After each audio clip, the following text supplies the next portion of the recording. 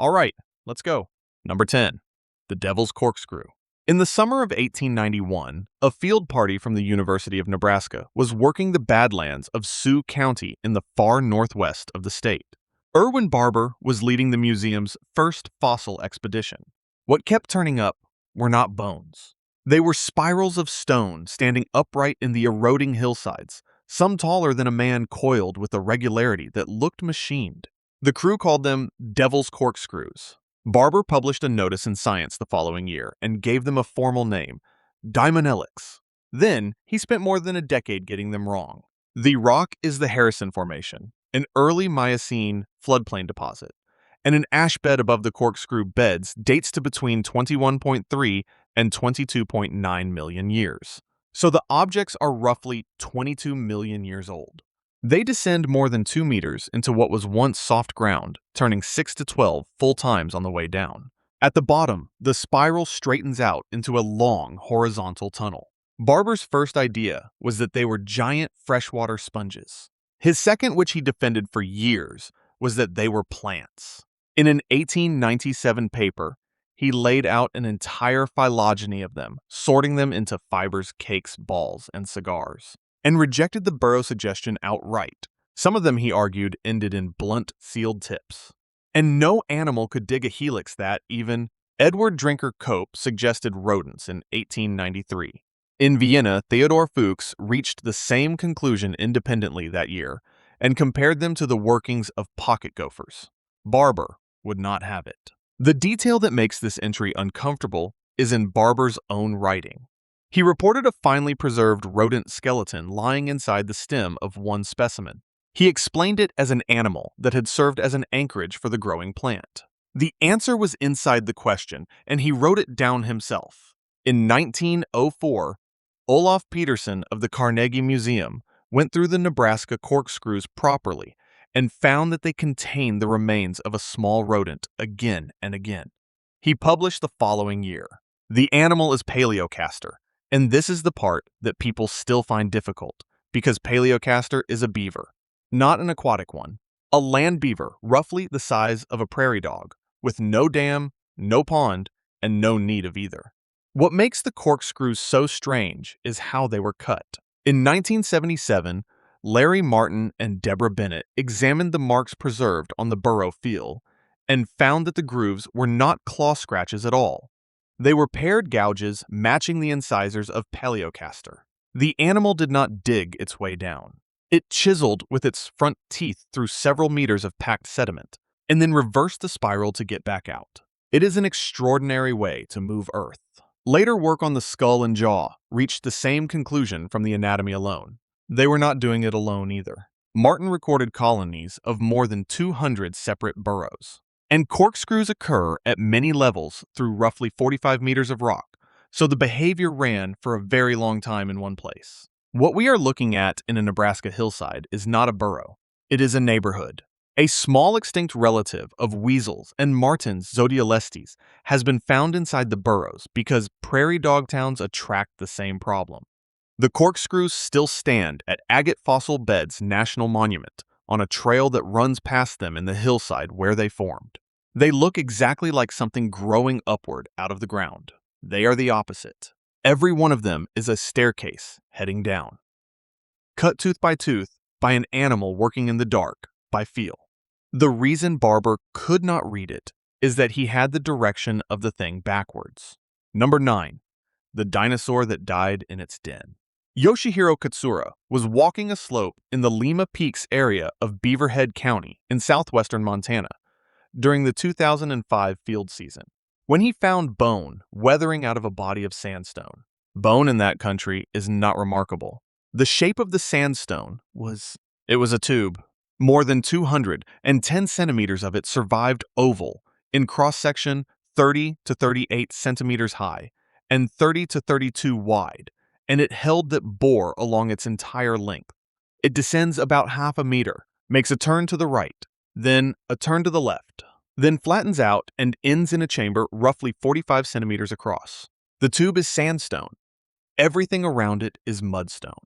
Something cut that hole through wet, floodplain mud. Something else later filled it with sand. Inside the chamber were 3 animals, 1 adult and 2 juveniles at 55 to 65% of adult size.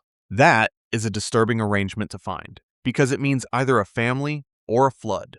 David Verricchio, Anthony Martin, and Katsura described them in Proceedings of the Royal Society B in 2007 and named the species Oryctodromeus cubicularis, roughly the digging runner of the lair. The rock is the Vaughan member of the Blackleaf Formation, mid-Cretaceous, around 95 million years old. The anatomy fits the hole. The snout is broad and shovel-like with fused bones at the front of the upper jaw. The shoulder girdle is heavily built with enlarged attachment areas for forelimb muscles. The pelvis is reinforced into a bracing platform, and later work found a femoral head angled for digging from a splayed stance. But the hind limbs stayed long. This was not a mole. It was a running animal that had learned to excavate. The chamber is only slightly larger than the adult skeleton. Small side tunnels, a few centimeters across, branch off the main shaft, the kind of thing that lives in the walls of somebody else's house. But here's where the sight stops being simple. The bones in the chamber were disarticulated, densely packed, and sitting a few centimeters above the chamber floor rather than resting on it. That raises an obvious question. Did these animals die in the den, or did a flood wash their bones into an empty burrow afterwards? In 2011, Carrie Woodruff and David Verricchio built a half-scale model of the burrow and ran 13 infilling experiments with scaled disarticulated skeletons. 12 of the 13 completely rearranged the bones. 6 left them elevated above the floor, exactly as in the fossil. The experiment did not falsify the den interpretation, and the author said plainly that the burial history remains ambiguous. What argues against transport is the condition of the bone. Water that moves a skeleton also breaks it, abrades it, and sorts it by size, and none of that damage is present. That is about as close to a decision as we are going to get. The idea was not welcomed. Anthony Martin has written that the manuscript was rejected several times before a journal took it. It matters because burrowing solves problems that are otherwise hard to explain. Fire, drought, heat, small dinosaurs at high latitudes through months of winter darkness. A burrow is a way of not being present for any of it. In October 2019, the first burrow of this kind turned up in Idaho in the Caribou Range. At that point, 3 dinosaur burrows were known anywhere in the world, and 2 of them belonged to this one animal. By 2024, the species had been described from 23 further specimens, more than a dozen individuals. And that work made the animal larger than the first estimate, closer to 3 meters than to most of its tail. What survives at Lima Peaks is not really a tunnel. It is the cast of an absence, a hole filled with sand and turned to stone. At the far end of it, there is an adult and 2 half-grown young, in a chamber narrower than a doorway, facing away from the entrance. Number 8. The Moundfield of Bahia. In the dry interior of northeastern Brazil, there is a thorn forest called the Caatinga. It is deciduous and semi-arid, low, and very dense, and for thousands of years it hid something. As land was cleared for cattle in recent decades, the cover came off. Underneath were cones of bare earth 2.5 meters tall and 9 meters across at the base, spaced about 20 meters apart, running to the horizon in every direction. Locally, they are called Morundus. In 2018, Stephen Martin of the University of Salford, with Roy Funch, Paul Hansen, and Yoon Hya Yu, published the scale of it in Current Biology. An estimated 200 million mounds spread across roughly 230,000 square kilometers. That is an area about the size of Great Britain. The first thing to understand is that the mounds are not nests. Cut one open and there is nothing inside. No chambers, no galleries, no structure of any kind, just an amorphous mass of soil. They are spoil heaps. Each one is the pile of dirt taken out of a hole. The hole is the point. A newly forming mound has one central tunnel about 10 centimeters across running down into the ground. And that tunnel joins a network of others, plus narrow galleries stacked with harvested discs of dead leaf. The termite is Centermus dirus. The mounds are its waste. The problem is what that adds up to. Each mound represents about 50 cubic meters of excavated soil. Across the field, the authors put the total, above 10 cubic kilometers of earth moved, and their own comparison for that volume is roughly 4,000 Great Pyramids. These numbers are new and still moving. Funch's earlier survey, published in 2015, had the field at about 90 million mounds over 112,000 square kilometers. 3 years of modeling, ground searching, and satellite work doubled the area and the count. Nobody has walked all of it. The dating was done by optically stimulated luminescence on 11 mounds, which measures how long mineral grains have been shielded from sunlight. The fill returned ages between 690 and 3,820 years. The method dates when the soil last saw daylight, not when the tunnel beneath it was cut. So the oldest figure is a floor and not a birthday. Read conservatively, this excavation has been running for about 4,000 years. The reason for it is leaf fall. The Caatinga drops its foliage in unpredictable pulses, and a colony crossing open ground to reach it is exposed slow and at the mercy of whatever ate termites that week. The tunnels remove all of that. Foragers come up through temporary tubes about 8 millimeters wide, take what is above them, and seal the tube behind them. Two things about this system remain unexplained, and both are worth sitting with. The first is that nobody can find the center. Despite extensive searching, no royal chamber has ever been located in or beneath any mound in the field. That is an unsettling gap in an otherwise well-mapped system. The second is the spacing. Soldiers and workers from neighboring mounds show no aggression toward each other at all, while individuals forced to meet termites from 50 kilometers away attack on contact. Nobody has sequenced the field, so we do not know the size of the underground unit. What we do know is that its boundary wherever it runs is nowhere near a single mound. The author's explanation for the regularity is not territory, but economics. Waste has to go somewhere, and a colony carrying it to the nearest heap over enough centuries spaces the heaps out on its own.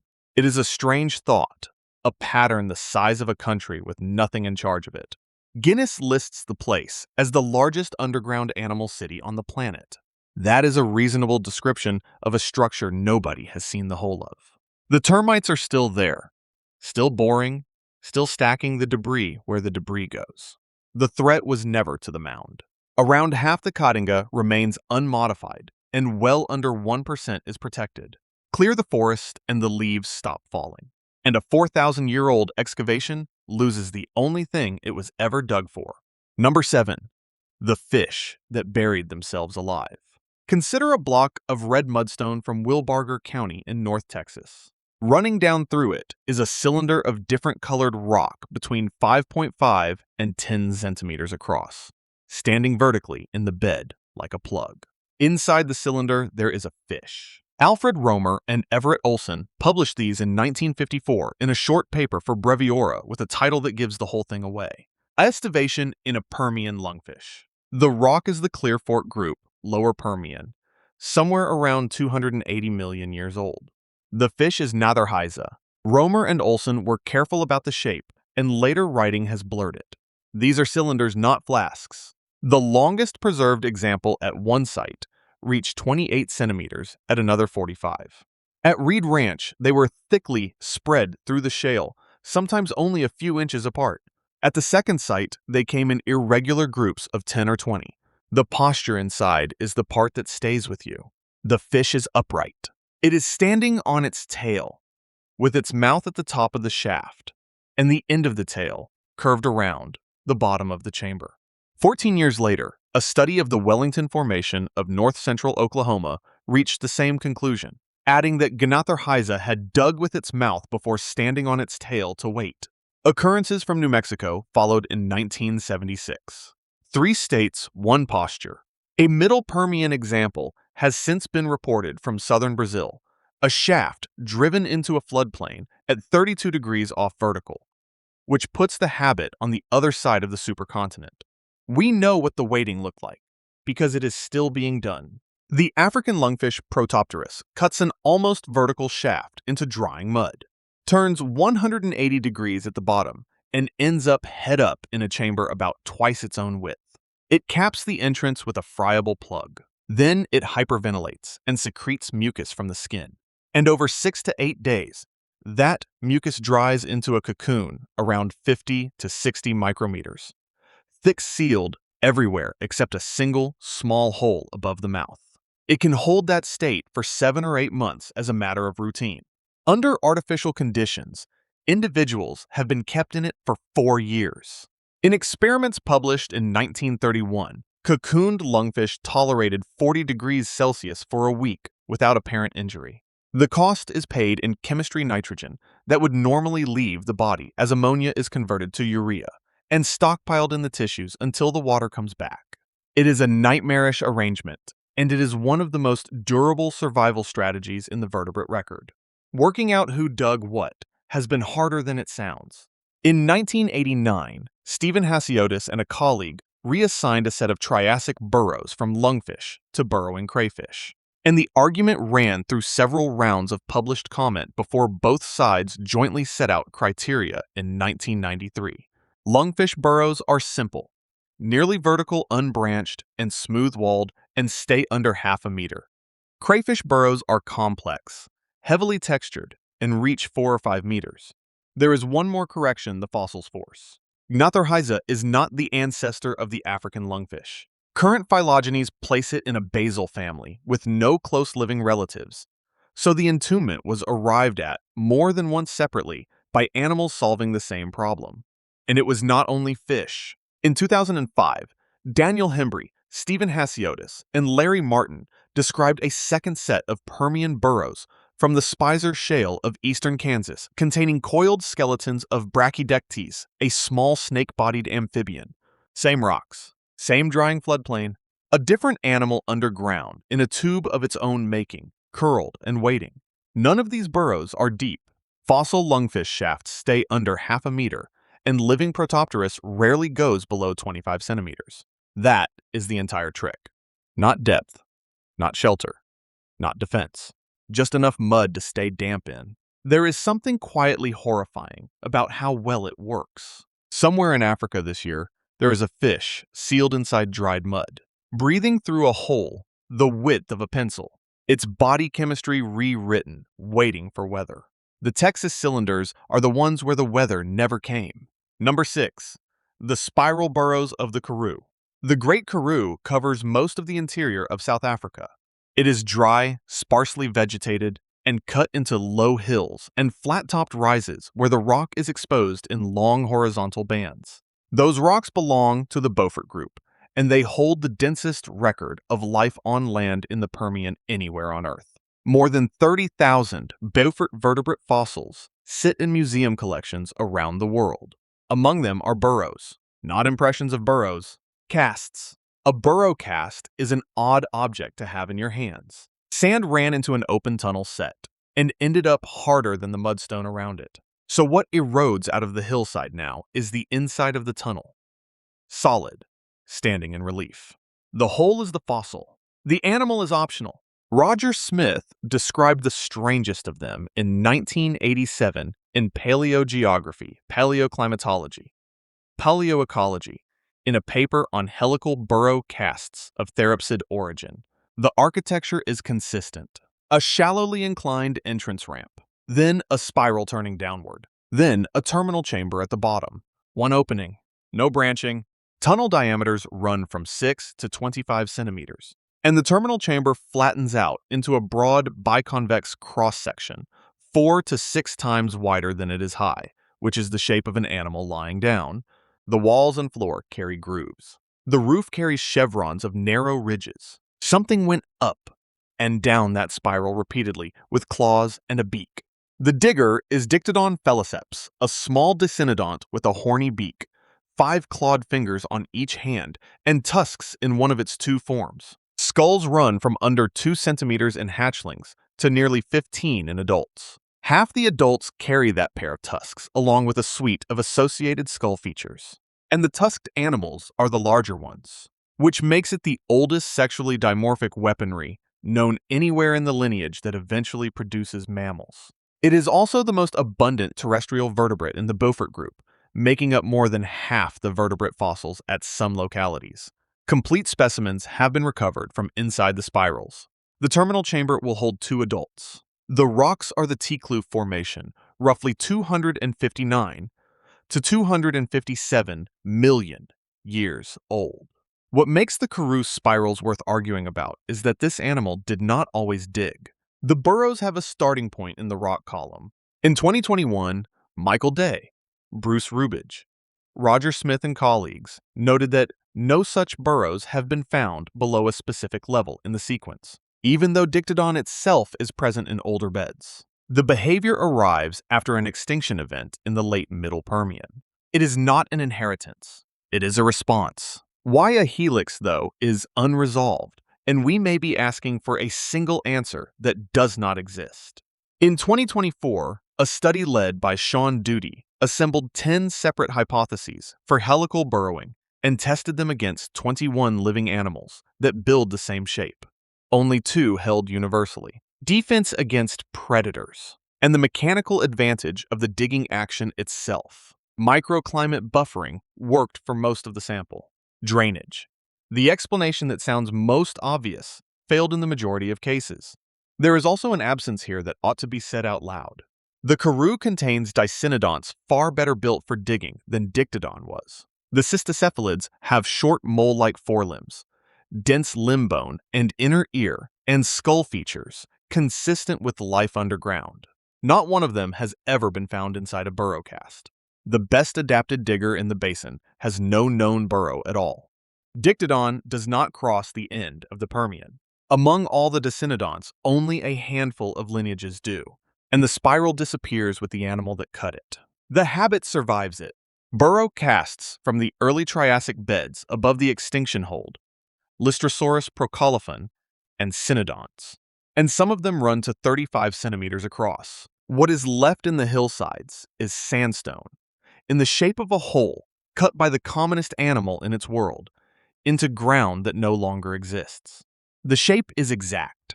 Nearly 40 years after Roger Smith described it, why it had to be a spiral is still an open argument. The frightening part is how little that argument matters now. The tunnel worked, and it was not enough. Number 5. The burrows inside the crater. Roughly 66 million years ago, a rock about 10 kilometers wide struck the shallow carbonate shelf of what is now the Yucatan.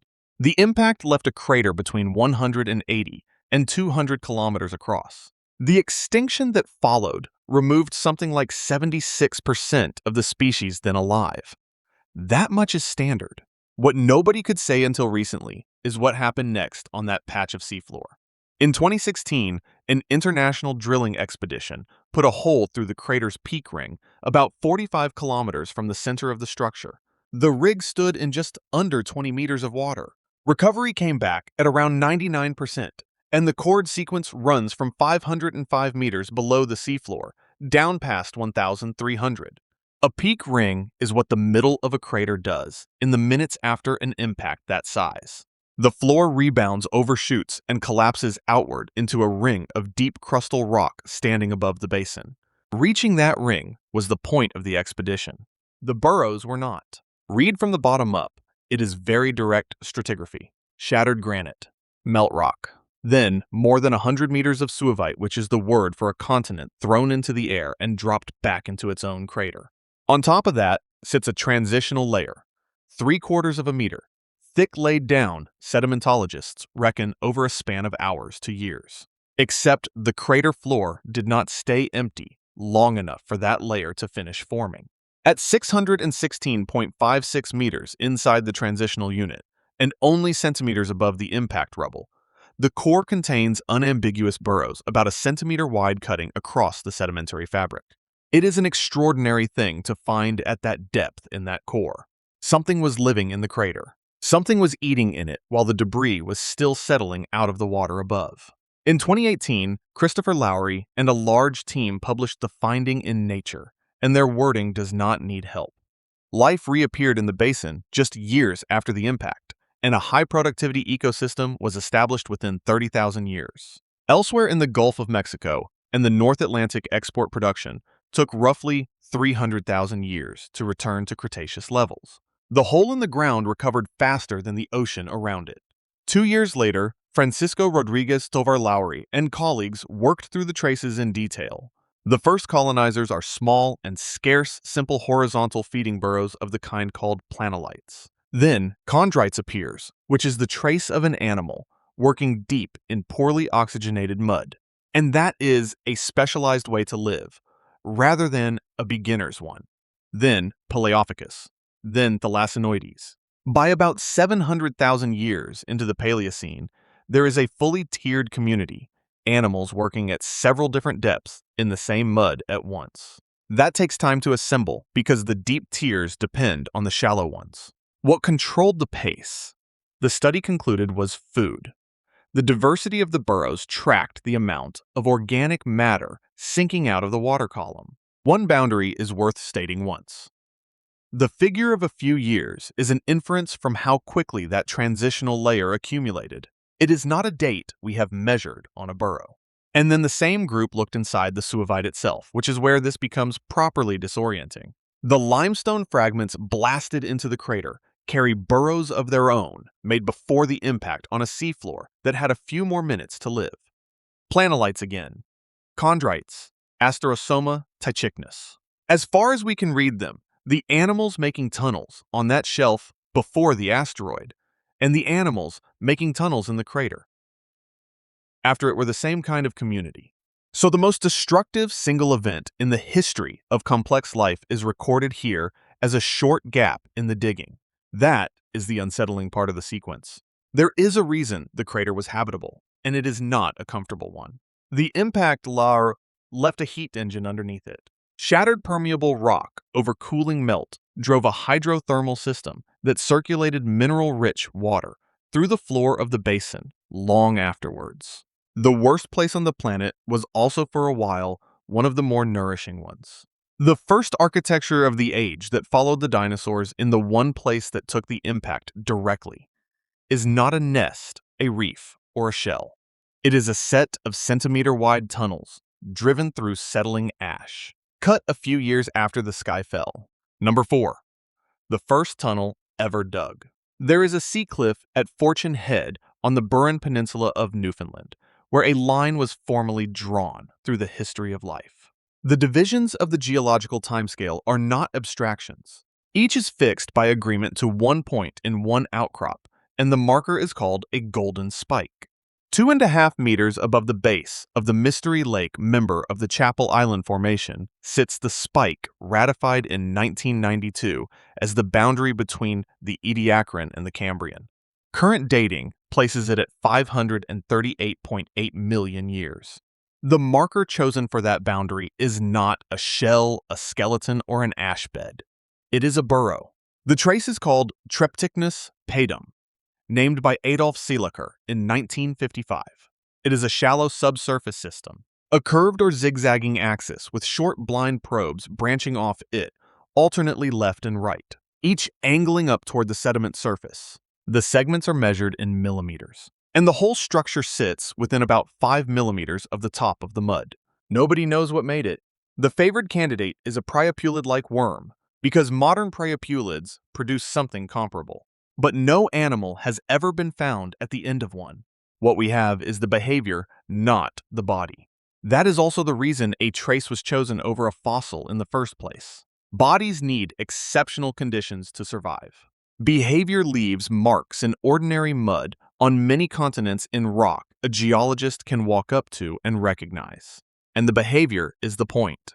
Probe, withdraw, move along the axis, probe again on the other side.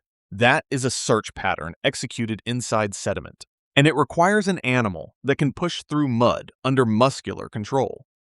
Tell one patch from another, and keep some track of where it has been.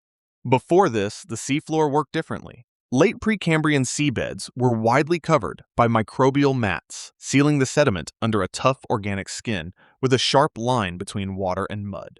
On top of those mats lived the Ediacara biota, the soft, strange organisms that held the world from about 571 million years ago, until roughly the boundary itself. Seelacher and Friedrich Pfluger called what happened next the agronomic revolution.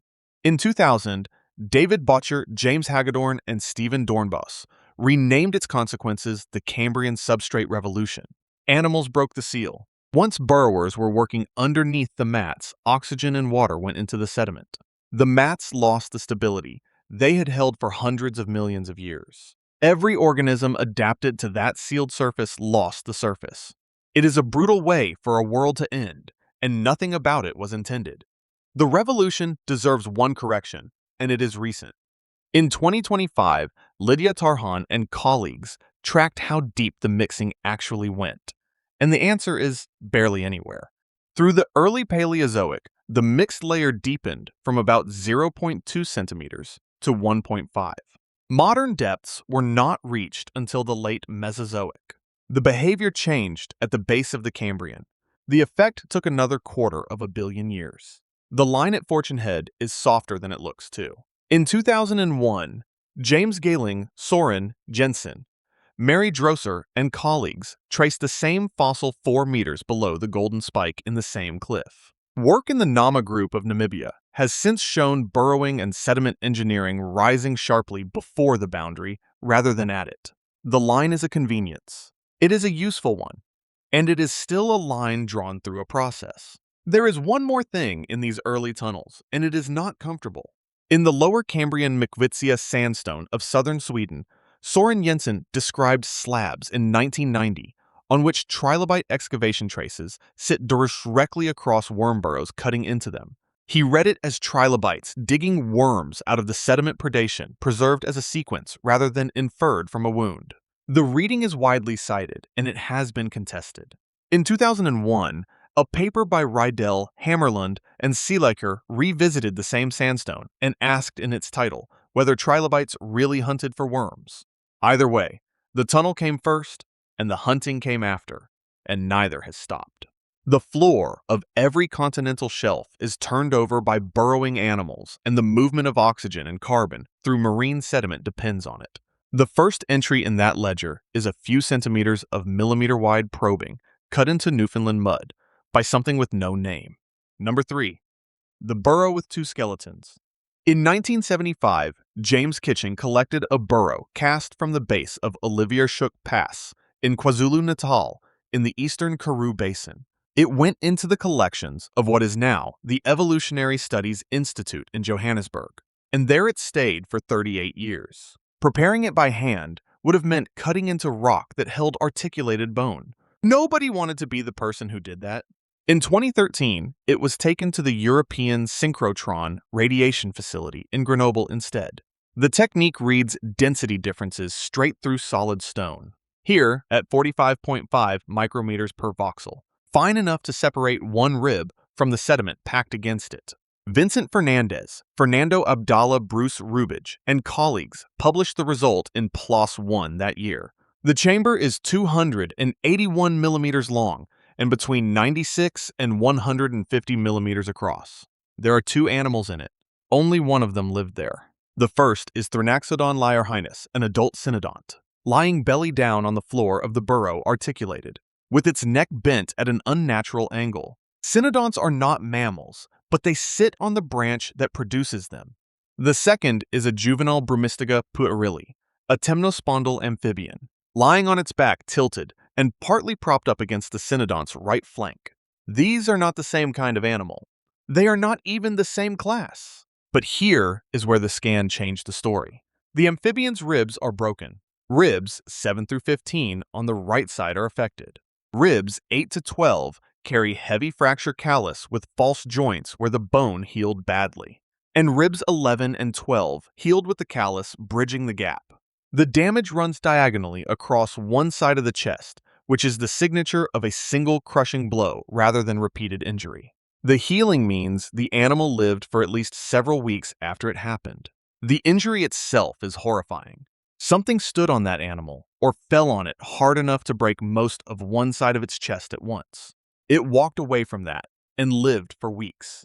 An injured juvenile amphibian then went into an occupied burrow and was not removed from it. The authors worked through the alternatives. Washed in by a flood, the chamber is too narrow for a relatively large amphibian to have been carried in intact. Killed and eaten, both skeletons are almost fully articulated and undisturbed. with no tooth marks anywhere on either. Dragged in as a food store, hoarding perishable meat underground is rare among living animals and rarer in hot climates. None of the three survives the fossil. What we are left with is the reading in the paper's own title, which is that the cynodont was dormant. There is independent support for it. Thrinaxodon specimens are frequently preserved curled up. And in 2003, Ross Damiani and colleagues described the earliest known cynodont burrow from slightly older rocks in the same basin, with an adult Thrinaxodon inside it, in exactly that posture. A torpid animal does not defend its chamber. The truly unsettling part is what that reading requires. For this to be shelter rather than a fight, the resident had to be too far under to register a wounded animal of comparable size settling down against its side. There is a limit on the interpretation, and the paper supplies it. The bone histology shows no lines of arrested growth, which points to short bouts of torpor rather than the deep seasonal shutdown the word estivation usually implies. And one detail has never been explained at all. There are two circular holes, 3 millimeters across and 16.5 millimeters apart beside the amphibian's left eye socket. Thrinaxodon's canine spacing is 13 millimeters in the upper jaw and 8 in the lower. They do not match. Something else made them, and nobody has said what. The infill records 4 separate phases. Both animals were buried where they lay by a high-energy flood, possibly while they were still alive. Whatever was happening in that chamber, it was interrupted. This is the lower Lystrosaurus assemblage zone, close to 252 million years old, sitting immediately above the largest extinction in the history of animal life. The lineage on the floor of that burrow is the one that goes on to produce mammals. A synchrotron can measure a fractured rib in there to a fraction of a millimeter. It cannot tell us whether what happened in that chamber was shelter tolerance or a coma. Number 2. Paleodictyon. In 1976, a camera towed above the axial valley of the Mid-Atlantic Ridge at 26 degrees north and around 3.5 kilometers down returned about 100 photographs of the seafloor. Scattered across the mud were hexagons, not one or two, thousands in places, more than 40 to the square meter, over a patch of seabed, roughly 3 kilometers by 2. Peter Rona, then at NOAA and later at Rutgers, published them in 1978 and interpreted them as a flattened glass sponge. Each one is a low shield of sediment between 2.4 and 7.5 centimeters across, standing half a centimeter proud of the seabed, punched with holes about a millimeter wide. The holes sit in 3 sets of rows, meeting at 120 degrees. The number of rows increases in step with the diameter of the shield, which is what growth looks like. It also has a fossil record, and this is where the entry turns. The same geometry is a well-known trace fossil called Paleodictyon, found in deep water sandstones across Europe. The Eocene flash of the northern Apennines, the cliffs at Zumia in Spain, the beds near Vienna. A giant Eocene form has a mesh 13 centimeters wide. The record runs back to the Ordovician, arguably into the Cambrian. So this pattern has been appearing on deep sea floors for something close to 500 million years. The problem with Paleodictyon is that it is a structure with no occupant. Rona went back to the same site in the submersible Alvin in 1990, 93, 2001, and 2003, and turned the full apparatus of deep-sea science on a patch of mud the size of a dinner plate. In 2003, the team took push cores and box cores off the bottom. One core was impregnated with epoxy in the laboratory, so the internal shape could be cast in resin. Down on the seafloor, they reversed the submersible's suction sampler into a water jet and stripped the sediment off a living pattern in place. Both methods gave the same answer. The surface holes are real openings, linked by shafts 2 to 3 millimeters long to a hexagonal network of tunnels just below the seabed, held together with agglutinated cement. What the 2009 report could not find is the interesting half. No protoplasm, no giant protist, no test, no waste pellets, no xenophyophore, DNA and barium at around 60 parts per million against an average crustal 585, which matters because xenophyophores concentrate barite. No sign of farming, either, since bacterial counts inside and outside the structure were statistically indistinguishable. Foraminifera did turn up in the genetic work read by the authors as tenants using someone else's walls. One experiment did work. In a flume tank, a flat-topped model let dye slide straight over it, while the shield shape pulled water down through the mesh and flushed itself out. Whatever the thing is, it is plumbed. That is the frightening shape of this problem. Everything about the structure is measurable, except the part that makes it. The video record is almost comic. A 3mm isopod walks across one pattern. A polycate worm lies beside another. Neither goes anywhere near the holes. What makes this so hard to set aside is that the thing is demonstrably alive. In 2021, a study in marine biodiversity reported Paleodictyon on seabed deliberately plowed to simulate deep-sea mining. On a fresh dredge track in the Clarion-Clipperton zone, the patterns were back within 17 to 18 days. In the Peru Basin, about 6 weeks. On ground scraped 26 years earlier, the density still had not recovered. Rona never chose between the two readings on the table. Either this is the burrow of an unknown animal, or it is the body of a soft compressed sponge of a kind we do not otherwise know. He compared it to an Ediacaran fossil from South Australia, which would make the thing on that ridge about the oldest living fossil anybody has found. He died in February 2014 at 79 after 4 decades on it. The work has continued without him into the Clarion-Clipperton zone in 2017, and by 2023, north to the subarctic Aleutians and down to nearly 4,900 meters. Every paper reaches the same sentence in different words. The tracemaker is unknown. In a handful of images, dark elongate shapes emerge from the openings. Nobody has identified those either. There is a lattice on the abyssal floor built to a fixed geometric rule, rebuilt within weeks whenever the ground is scraped clean, and continuous in the rock record for hundreds of millions of years. That persistence is the extraordinary part of it. The maker has never been caught, never been photographed, never been sequenced. One of the most regular structures made by life on this planet is anonymous. Number 1. The paleoburrows of southern Brazil. In the hills of Rio Grande do Sul, in the far south of Brazil, there are openings in hillsides that everybody took for caves. The first written notice of them appeared in 1933. In the 1970s and 1980s, archaeologists surveying the region recorded dozens more. And the reading then was that they were underground galleries cut by indigenous people. In 1994, Bergqvist and Maciel published the first suggestion that they were something else.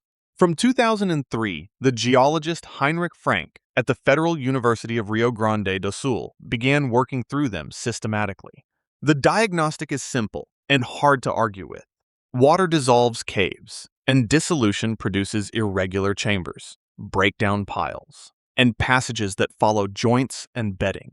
It does not produce a long tube of constant elliptical bore that branches, rises, falls, narrows toward its end, and carries claw marks on the walls. The first survey logged roughly 200 open tunnels and 300 sediment-filled ones at about 150 sites across 5 Brazilian states. By 2023, Frank's group had recorded 422 tunnels at 100 sites in the Porto Alegre area alone. In 2017, the structures were given a formal name, Megachthus, which is how a hole enters the record as a fossil in its own right. They sort into 3 sizes. Small burrows run 60 to 90 centimeters wide. Medium ones, the most common, run 1.2 to 1.5 meters. The large class starts above 2 meters and reaches 4.1 meters across. Most surviving lengths are 3 to 20 meters. But 18 tunnels around Porto Alegre run to 100. And at Boqueirão do Leão, one runs 36 meters with a central section over 4 meters wide. But here's where the measurements stop being comfortable. A digging animal does not excavate a tunnel much wider than its body, because there is no reason to move the extra dirt. Apply that rule to the South American fauna, and the large class rules almost everything out. The biggest armadillo line animals of the Pleistocene, Holmesina, and Pampatherium reached perhaps 80 centimeters across. Frank's team made the comparison. Directly, the widest tunnel is about 5 of the largest known armadillos side by side. What is left is ground sloths, Mylodontids, Glossotherium, Scelidotherium, and Lestodon, which ran to something like 4 tons. Then there are the marks. Some tunnels carry a few dozen, some carry 2 to 4,000. The grooves reach 4 centimeters wide and up to 60 centimeters long, and they come in parallel sets of 2 or 3 because that is one stroke of one paw. At one site, the density reaches roughly 700 grooves per square meter. They cover the walls. They also cover the ceilings. The truly disturbing thing about the ceiling marks is the posture they demand. To cut those grooves, the animal was reaching up over its own head. In the dark inside a tunnel, it had made itself, and hauling the roof down toward its face. The largest of these is not in the south at all. In 2010, Amilcar Adami of the Brazilian Geological Survey walked about 10 meters into a hole near Vista Alegre do Abuna in Rondônia, deep in the Amazon, and left it there. He came back and reported it as a paleoburrow in 2015. Mapped out the system, runs to at least 600 meters of tunnel, including its branches. And the roof in places is more than 3 meters above the floor. That is a great deal of ground for one animal to move. Some of the southern sites open out underground into chambers. One near Santa Cruz do Sul covers about 332 square meters, and another at Vale Real reaches roughly 1,000 cubic meters of excavated space. The dating is the weak point, and Frank's group says so in print. No paleoburrow has ever been directly dated. There is no charcoal, no ash, and no method that applies cleanly to a hole. The age comes from the diggers instead, and the diggers are gone. South American ground sloths and Pamphotheris disappear from the record between roughly 12,000, 411,900 years ago in calibrated terms. The burrows are probably tens of thousands of years old, possibly a few 100,000. Nobody can do better than that yet. There is one indirect clue about the climate. In the wet modern south of Brazil, these tunnels are uninhabitable because they fill with water and stay damp. Whatever lived in them lived in a drier country than the one above them now, which leaves the overlap, and it changes the shape of the whole list. People were living at Monte Verde in southern Chile by about 14,500 years ago, more than 2,000 years before the last of these animals vanished. For part of that time, humans and the diggers shared a continent, and only one of them was cutting tunnels 4 meters wide. A handful of the burrows carry rock art added later by people who found them exactly as we find them, which makes those few sites archaeology as well. The rest are empty, and nothing at the entrance tells you otherwise. That is the haunting part of it. For most of the human history of South America, the largest excavations on the continent were not ours, and we did not notice. People walked past them for thousands of years, called them caves, then called them the work of ancestors, and it took until the 1990s for anybody to argue in print that the digger had 4 legs. You can still walk into some of them. The tunnel is the only record left. The animal is not coming back, and the last thing it did to the world, it left on the roof at the full stretch of its arms. If you want to see more videos like this, click the video on screen now and make sure to subscribe.